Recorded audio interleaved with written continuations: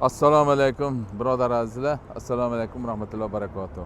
Birodar azizlar, mana shu ulug'am kunlarda hozir mana shu Jiguli olib kelganlar, boshdan tebranib, nihoyatda notekis ishlayotganlarga da haqida bular aytib qoldilar. Mana shu biz ham bundoq qaradikki, svichalar qo'ygandan keyin bo'lib qoldi deb aybini o'zlari aytib qoldilar. Qarang. Mana buni o'lchab ko'ring mana. 20 kilo ohmga qo'ydik. Qo'yganimizdan keyin u promoy tik stok beryapti.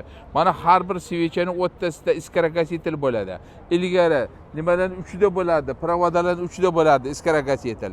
Mana bu hozir moshalarni radiolariga ham, magnitofon ham radiolariga ham pamyak berayotganlar to'g'risida shikoyat qildilar.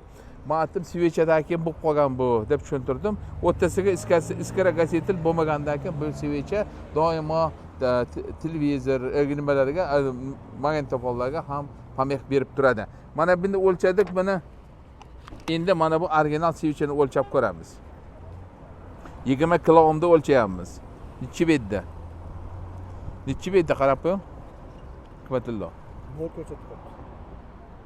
Mana 6 chiqyapti, chiqib tushyapti. 6 3 beryapti. Endi mana qarang. 9.3 demak bunda iskaragasitel bor. Demak bu nimasi yo'qlar uchun, sinaydigan apparat yo'qlar. Endi sinaydigan apparati borligi uchun mana hozir ko'rsataman. Bu 10 metr noto'g'ri berishi mumkinligi mana mumkin. Shuning uchun biz doimo svicha sinaydigan apparatlarimiz bor bizda. Mana qarang, mana svicha sinaydigan apparatimiz bizni mana ishlash nimasi, qarang, mana svichaning ishlashi mana. Endi mana bu nima svichani o'rtasida iskaragasitel yo'qligi uchun ishlash holati mana. O'rtada iskaragasitel yo'q.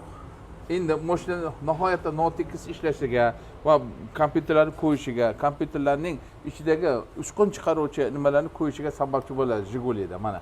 Mana bu ushlayapti, olyapti. Magnit bularni esa olmayapti mana. Umuman olmaydi mana. Olmaydi. Demak, birodar azizlar, Jiguli minganlar ham ishga svicha qo'yayotganda hushyor bo'lib qo'yinglar.